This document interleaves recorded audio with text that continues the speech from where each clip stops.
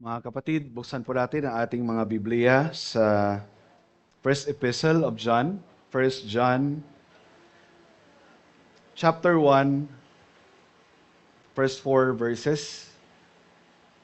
Chapter 1 verses 1 to 4. Babasahin ko po ito sa salin ng NKJV. Nandoon na po tayo, babasahin ko po. That which was from the beginning, which we have heard, which we have seen with our eyes, which we have looked upon and our hands have handled, concerning the word of life. The life was manifested, and we have seen and bear witness and declare to you that eternal life, which was with the Father and was manifested to us. That which we have seen and heard, we declare to you, that you may also have fellowship with us. And truly, our fellowship is with the Father and with His Son, Jesus Christ. And these things we write to you, that your joy may be full. Ang salita ng Diyos, tayo po ay saglit na manalangin. Maraming Diyos, kami ay nagpapasalamat sa araw na ito ng kapahingahan. Pinupuri ka namin sa araw na ito. Nagkakaisa kami sa pangalan ng aming Panginoong Jesucristo. Marami sa amin ang dumaan sa mga pagsubok ngayong week na ito. Mga may struggle sa pagtulog, struggle sa sakit, diarrhea, at iba pang mga karamdaman, struggle sa trabaho, struggle sa emotional stress. But here we are, worshiping you, listening to your word, nag-expect na kami ay i-renew mo dahil ang iyong salita ay makapangyarihan para sa aming healing. At ito'y patikim pa lamang ng consummation na mararanasan din namin sa future. Salamat sa araw na ito. Illuminate nyo kami ng banal na Espiritu. Ang inyong lingkod, ilayo nyo sa pagkakamali. At sa mga makikinig, ganoon din. Salamat po sa pangalan ng Jesus. Amen. Maaari na po tayong makaupo.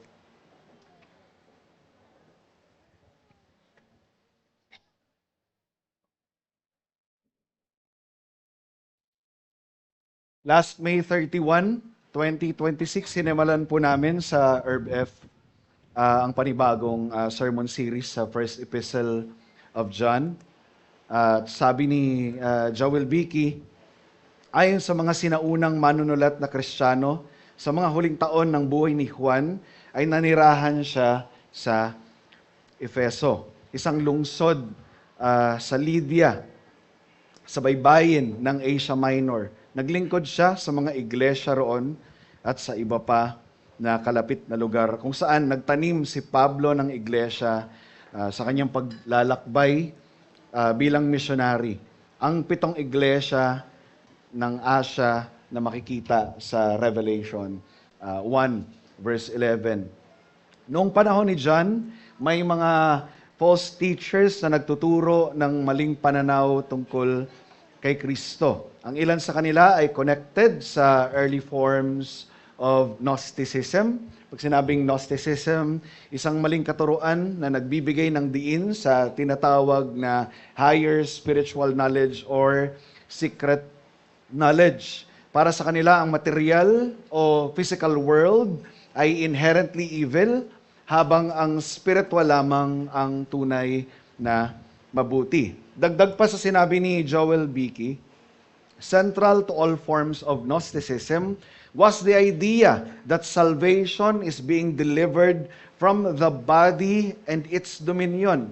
This deliverance was achieved by attaining enlightenment and the knowledge of mysteries imparted by special divine revelation. What mattered about the gospel or scripture in general was not its literal meaning, but the hidden spiritual meaning these Gnostics claimed had been made known only to them. Kaya siya secret knowledge. Continuing the quote of Joel Beakey, another heresy in the first century is Docetism. From the Greek word dokeo, means to seem or to appear. Like the Gnostics, they denied the full humanity of Christ. They held that Christ only seemed or appeared to be human. They distinguished between Christ and Jesus, holding that the divine Christ had descended upon the human Jesus at the time of his baptism and departed from the cross. There was therefore no real union of the human and divine natures, but only the fleeting appearance of a union. Seemingly, ito ay union lamang pero wala talagang union. Isa sa mga kilalang false teachers connected sa ganitong uri ng katuruan ay si Cerinthus. Hindi siya directly na pinangalanan ni John sa kanyang epistle, pero mababasa natin ang kanyang mga impormasyon tungkol sa kanya sa writing, halimbawa ni Irenaeus. I downloaded his ebook. Pwede nating ma-download din iyon or pwede kong i-share sa inyo siguro later, na Against Heresies sa chapter 26. And I quote, Cerinthus, who was influenced by Egyptian ideas and philosophy, believed that Jesus was not born of a virgin, but was simply the natural son of Joseph and Mary. Although he considered Jesus to be more righteous, wise, and morally upright than other people.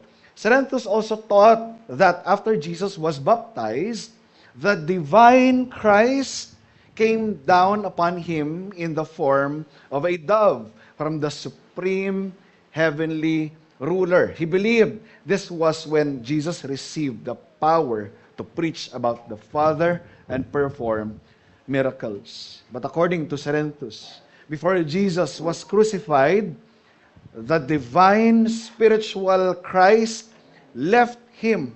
So only the human Jesus suffered, died, and rose again. While the divine Christ remained untouched because he was purely spiritual. End quote. Kaya sabi ni John sa kanyang epistle sa chapter 2, verse 22, who is a liar? It is whoever denies that Jesus is the Christ. Such a person is the Antichrist, denying the Father and the Son. Makikita rin natin sa chapter 4, verse 2 to 3. This is how you can recognize the Spirit of God. Every spirit that acknowledges that Jesus Christ has come in the flesh, incarnated, is from God. But every spirit that does not recognize that particular truth, that Jesus Christ was manifested in the flesh, is not from God. This is the spirit of the Antichrist, which you have heard is coming, and even now, already in the world. Isa rin sa mga katangian ng epistle na ito ay napakaganda nito for introspection or self-examination. Dahil sa mga precise language ni John sa kanyang words, by avoiding any middle ground, kagaya ng light versus darkness, truth versus error, love versus hatred, obedience versus disobedience. Halimbawa, sinabi niya sa chapter 1, verse 6, if we say we have fellowship with Him while we walk in darkness, we lie and do not practice the truth. Sa chapter 2, verse 9 naman, whoever says he is in the light and hates his brother is still in the darkness. Sa chapter 2, verse 4, whoever says, I know Him, but does not keep His commandments o hindi nagpapasakop sa kanyang otoridad is a liar. At sa chapter 5, verse 13, these things I have written to you who believe in the name of the Son of God, that you may know that you have eternal life. At sa pagpapasimula natin sa journey na ito, sa first 4 verses, binigyan kaagad ni John ng thrust ang kanyang apostolic testimony, ang eternal na existence ni Kristo, ang eternal na relasyon ni Kristo sa kanyang Ama, ang personal na experience ng mga apostol kay Kristo, ang pundasyon ng tunay na fellowship ng church. At hindi lamang iyon ang bunga rin nito na fullness of joy. And so, ang purpose ng ating mensahe ngayong umaga ay upang tawagin ng iglesia na bumalik sa tunay na pundasyon ng Christian fellowship sa pamamagitan ng tamang pagkakilala, pananampalataya at pagpapasakop kay Hesukristo, ang eternal na anak ng Diyos na nahayag sa laman.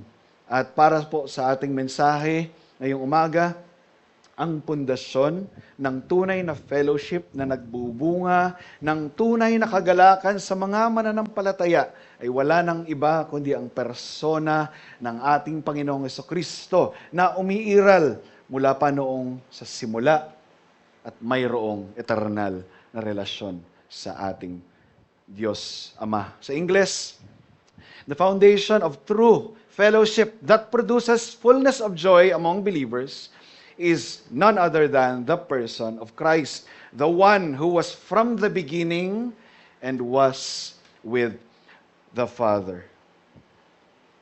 At mayroon lamang tayong 2 punto ngayong umagang ito para madaling tandaan. Unang punto, the root to true fellowship. At pangalawa naman ay the fruit to true fellowship. Apostle John, although walang formal greeting sa kanyang sulat, dinaanan natin yung epistle ni Pablo, no? Grace and peace, so on and so forth. Si Apostle John, although wala siyang mga ganoong formal greeting sa kanyang sulat, sa kanyang epistle, but certainly have greeted us with a heavy doctrine of Christ. Ibang klaseng pangbungad, hindi pangkaraniwan, dinala niya tayo sa time beyond Bethlehem, time before the foundations of the world were put in its proper place, that which was from the beginning, echoing Genesis 1, the Gospel of John, verse 1, in the beginning, at Revelation 22, verse 13, na sinabi ni Kristo, I am the beginning and the end, the Alpha and the Omega, the first and the last. And then sinabi niya after this, which we have heard, which we have seen with our eyes, which we have looked upon, and our hands have handled. Sinasabi ni John sa mga churches, by the way, this is a general epistle, not addressed to a specific local church. Ito ay churches sa Asia Minor. Sinasabi ni John sa mga churches na we, sino itong we na ito? Kami na mga apostol. Therefore, hindi second-hand information ang knowledge na mayroon kami tungkol kay Kristo. Ito'y mayroon ding consensus sa amin na mga apostol tungkol kay Kristo na tinatawag naming word of life. Again, echoing John 1, in the beginning was the Word. And I think John is very careful here sa susunod na sinabi niya. Hindi niya sinabing, the life came to existence. Hindi niya rin sinabing, the life exists or begins to exist. Rather, ang sinabi niya, the life manifested. Sa NASB, the life was revealed. Sa kung paano ito ni-reveal. Ni-reveal ito to the level na na-observe ng mga apostol sa kanilang sensory faculties. And John, again, is very precise para maalis sa mga agam-agam ng kanyang mga readers. Because again, given the context na present ko sa una, John is very precise that which we have heard, which we declare to you in order that, or for the purpose that you may have fellowship with us. So para mawala yung agam-agam ng mga readers, sinasabi niya na itong word of life ay siya ring eternal life, na mayroong eternal na relationship sa kanyang Ama, at bumaba ito sa level na kaya nating i-observe ng ating sensory faculties. At nilay down niya yung purpose na iyon in order that, for the purpose that, you may have fellowship with us.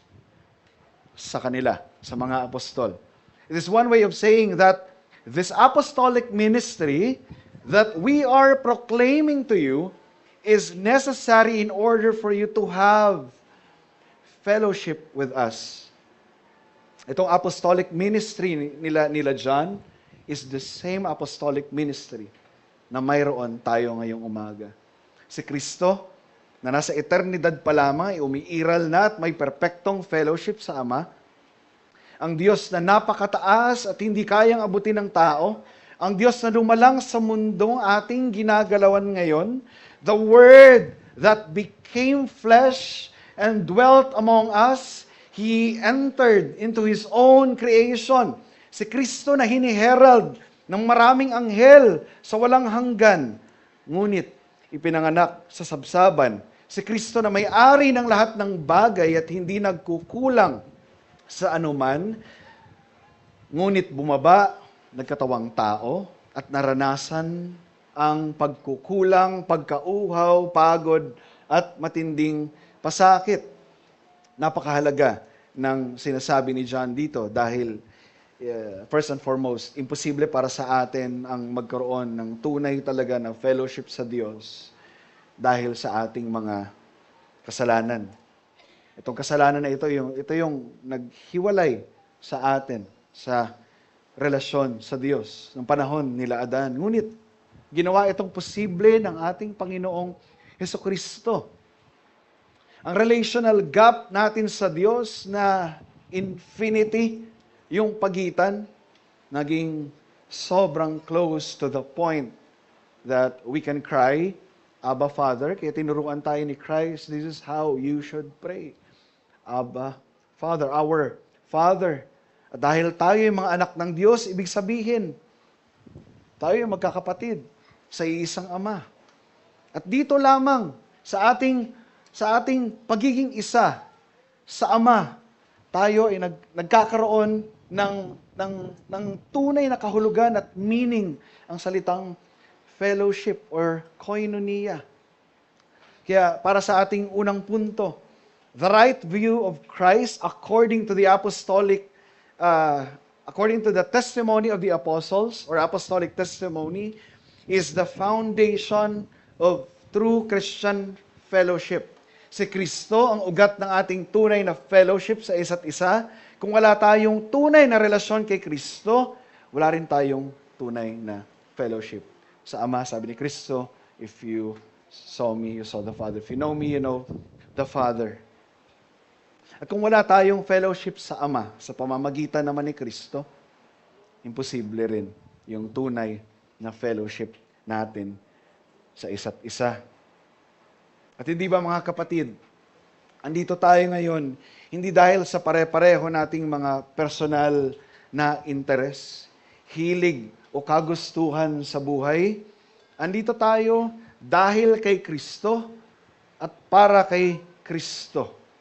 Siya ang nagbuklod sa atin. Siya ang dahilan kung bakit sabay-sabay tayong umaawit ng papuri sa Diyos.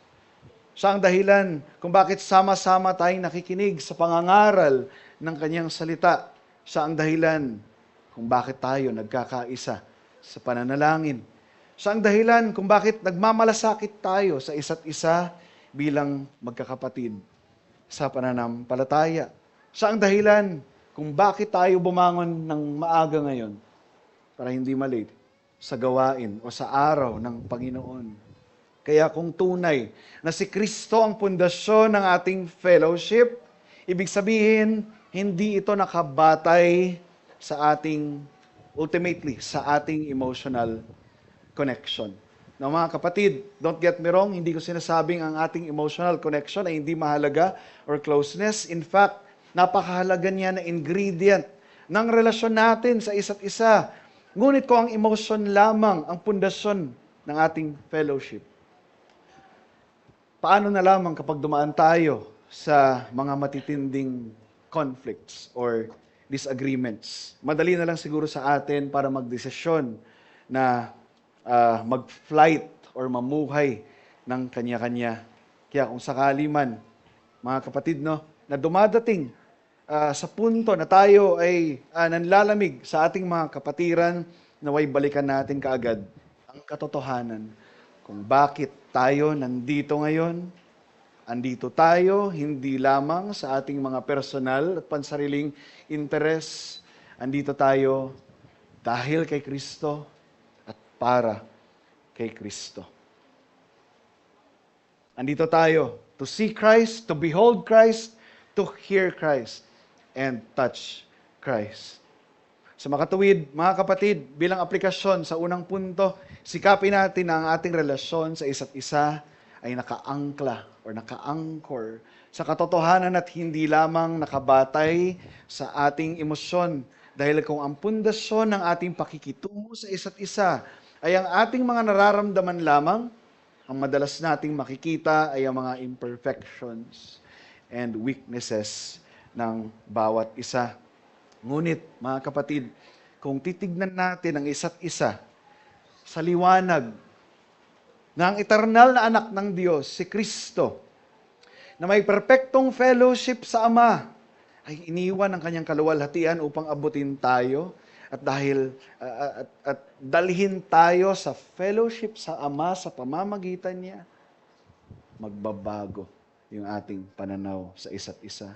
At kung imamagnify natin ang katotohanan ito sa ating puso at isip, mas mabilis tayong kakapit sa katotohanan ni Kristo kaysa kumabig doon sa ating mga emosyon.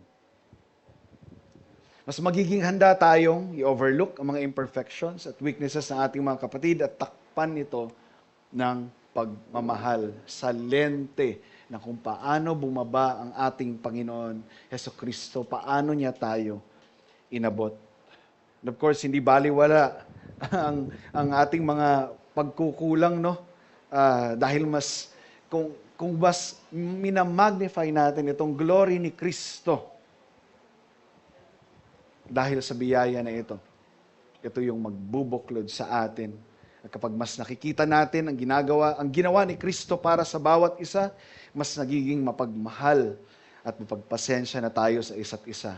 At dahil dito, lalago yung ating tunay na fellowship. Inilalagay natin ito sa tamang pagkakapwesto sa bato na hindi matitinag ang ating Panginoong Hesukristo. Pagkatapos sabihin ni John ang kanyang layunin na magkaroon tayo ng fellowship sa kanila, sa mga apostol at sa Diyos. Sinabi naman niya ang bunga nito sa verse 4, "And these things we write to you in order that, for the purpose that your joy may be full," or magkaroon kayo ng ganap at tiyak na kagalakan. Ibig sabihin, ang tunay na fellowship kay Kristo ay nagbubunga ng lubos at ganap na kagalakan. Isang kagalakan na hindi maihahambing sa anumang temporal na bagay sa mundong ito.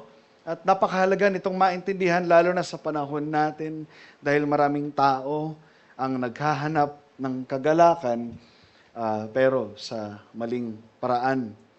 Ang iniisip ng mundo, makukuha ang kagalakan sa pagkakaroon ng, of course, maraming pera, no? Ako'y unbeliever. Ganon din yung motivation ko.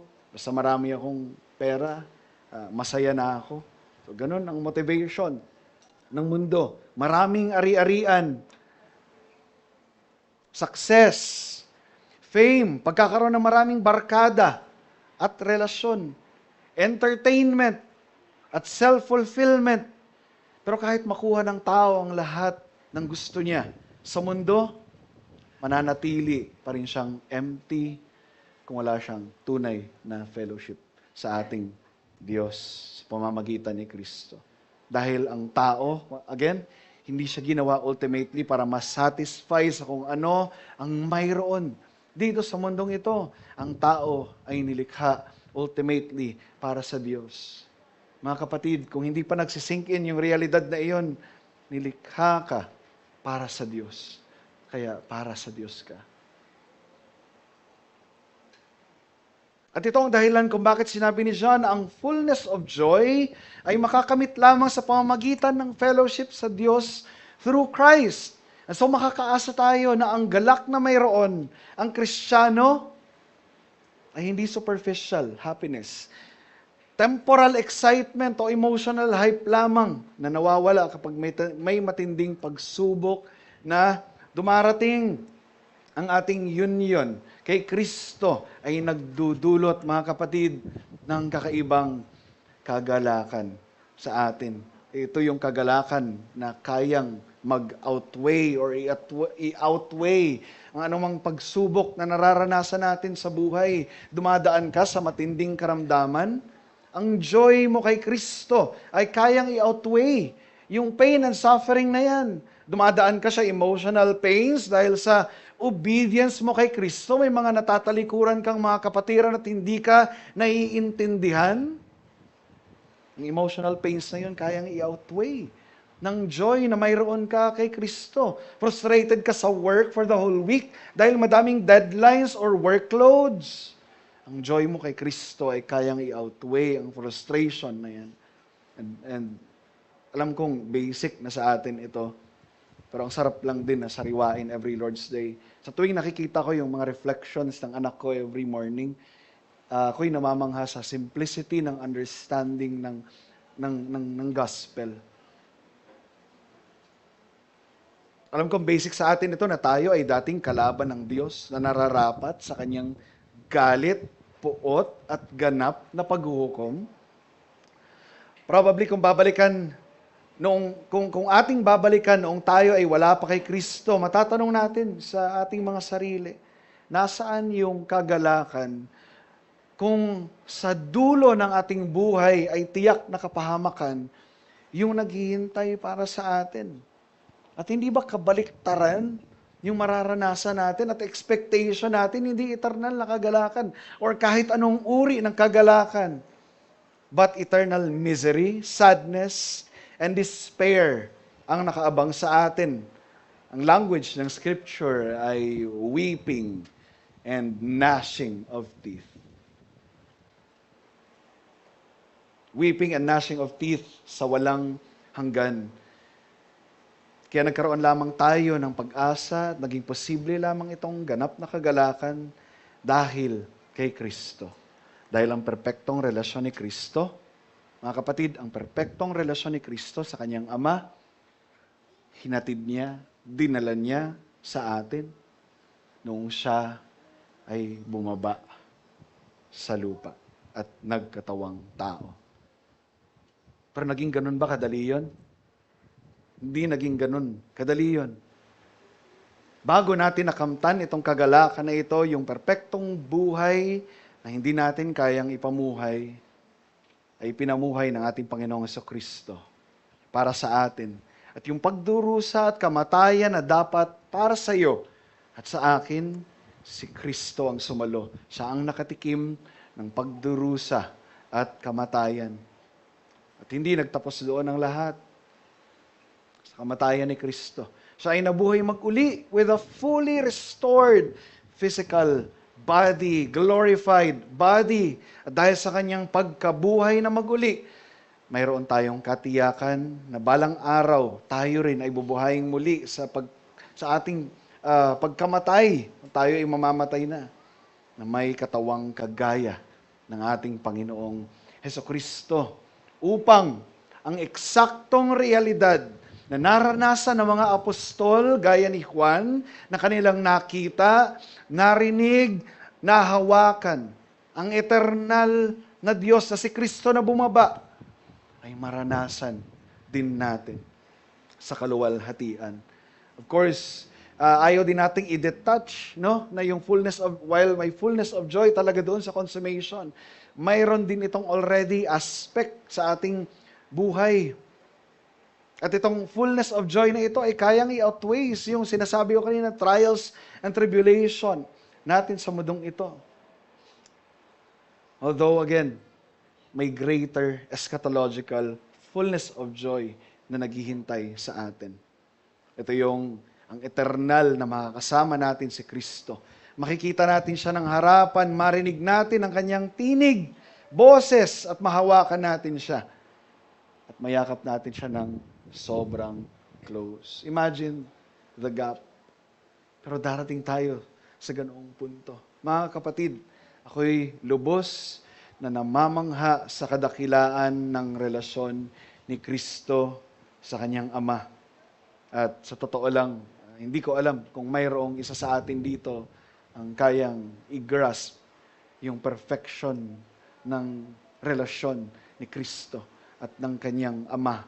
All of our imaginations will certainly fall short.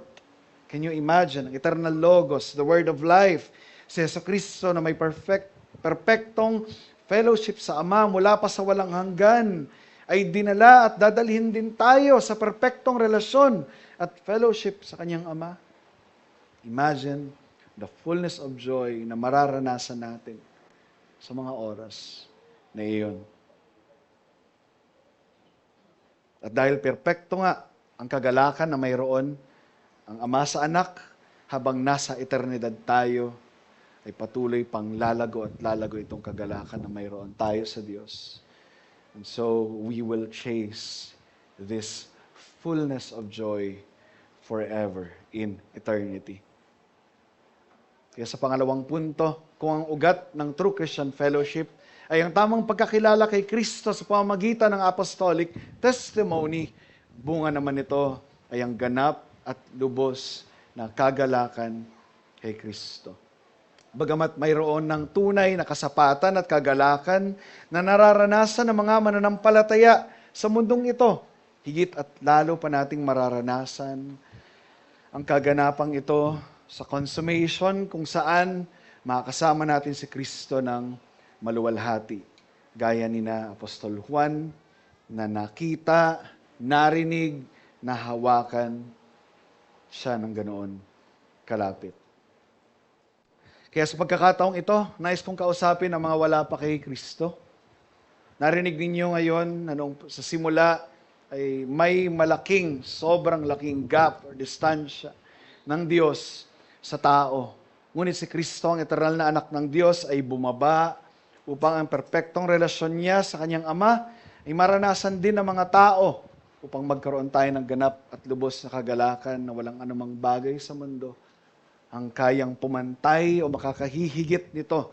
Marahil sa pakiramdam mo ay umaayon ang panahon sa iyo at tinatanggap mo ito na para bang mabuti ang iyong kalagayan sa harap ng Diyos. Dahil may trabaho ka, mahal ka naman ng pamilya mo, may kaibigan kang sumusuporta sa mga gusto mo.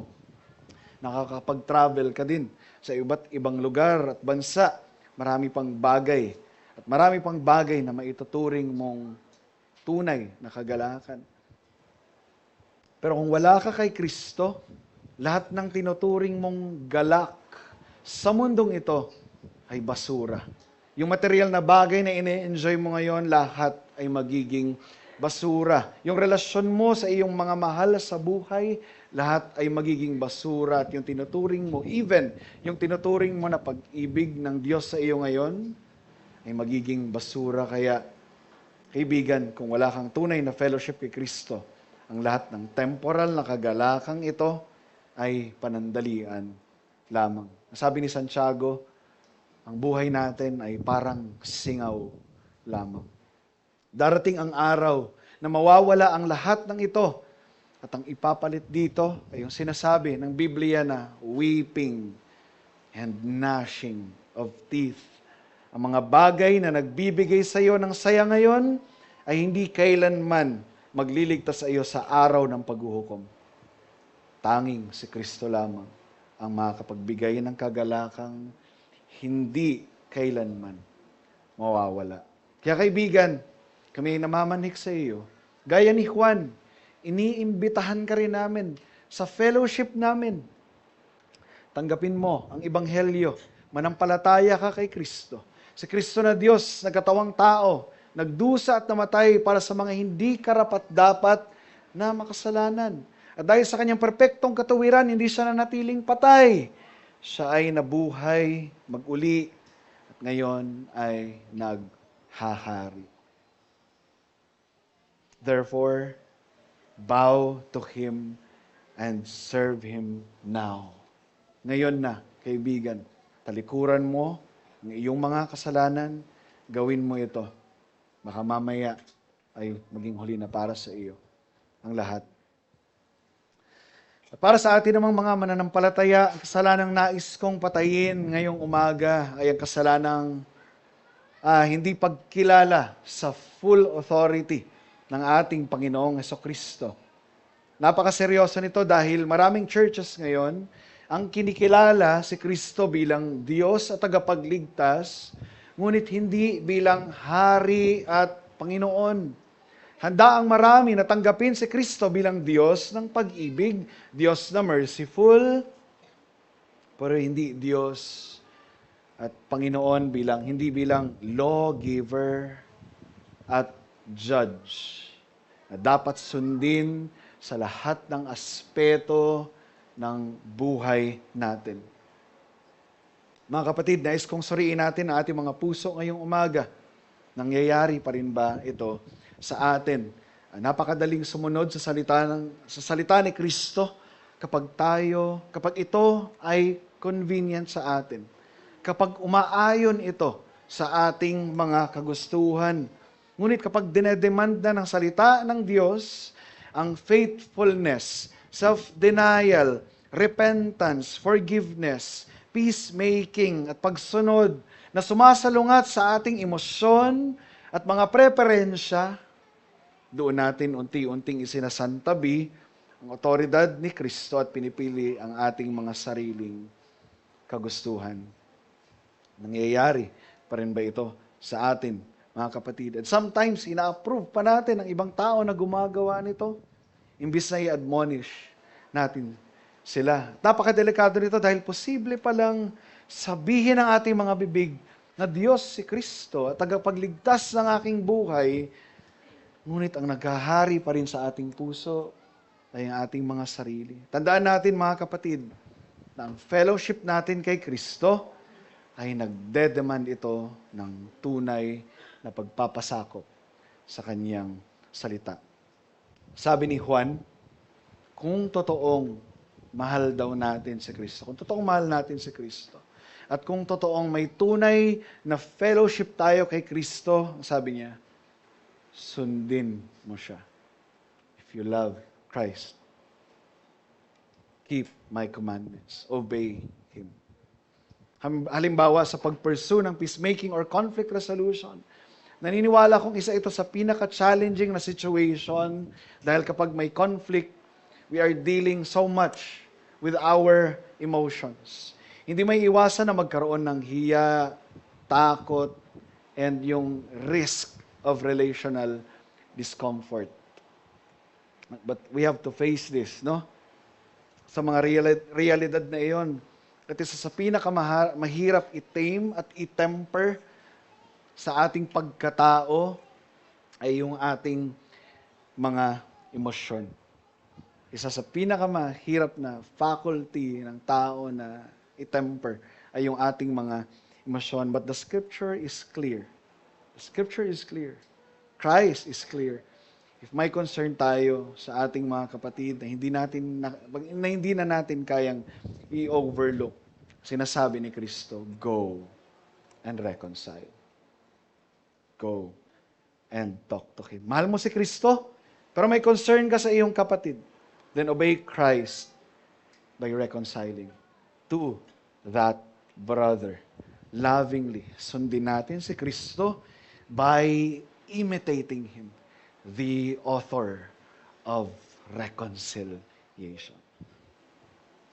Imitating Him by doing what He did, by thinking the way He thinks.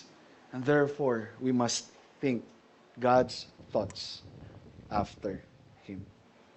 At ang gospel cure natin sa kasalanang hindi pagkilala sa full authority ni Kristo ay ang pagbabalik sa katotohanan na ang Kristo na nagdedemand ng ating pagpapasakop ay siya ring Kristo na unang nagpakumbaba at nagbigay ng kanyang sarili para sa atin. Siya ay nagpasakop sa kalooban ng kanyang Ama. Sabi ni Kristo sa John 6:38.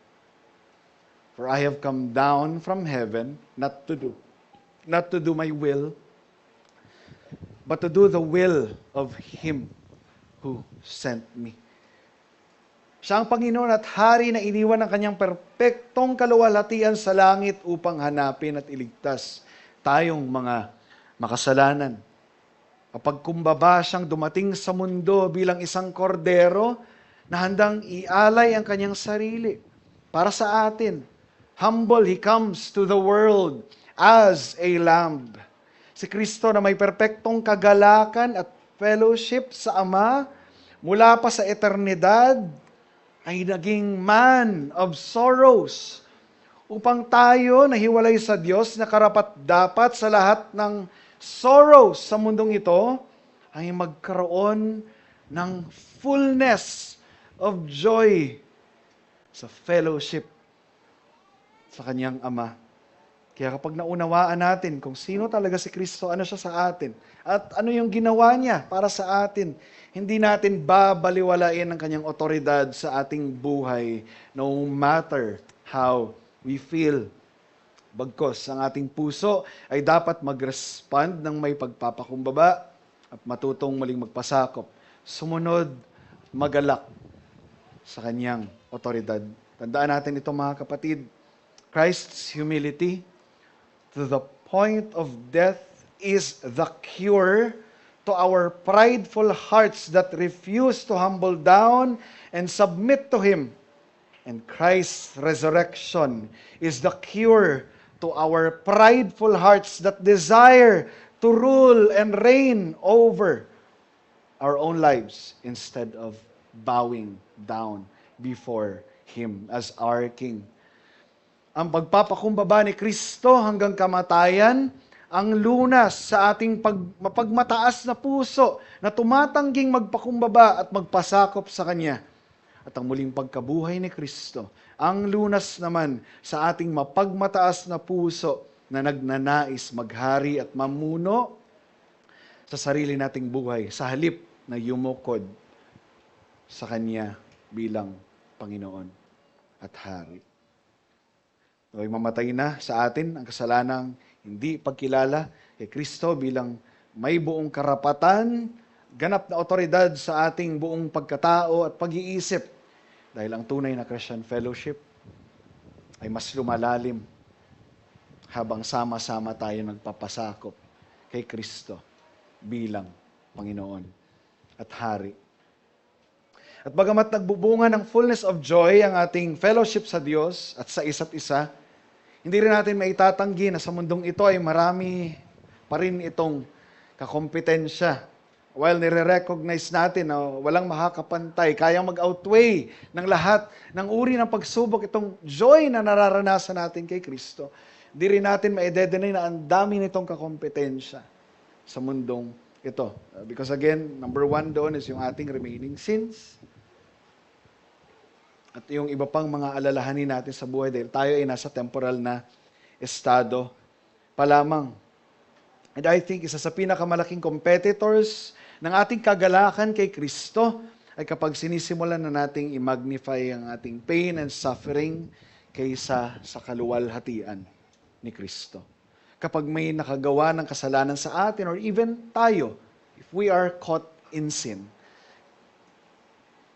malaki yung ating pagtingin doon sa pain, sa suffering, sa offense, kaysa sa i-magnify yung biyaya ng Diyos. Kapag mas matagal nating pinagbubulay-bulayan ang sakit na nararamdaman natin kaysa sa katapatan ng pangako ni Kristo. Mga kapatid, tapat si Kristo.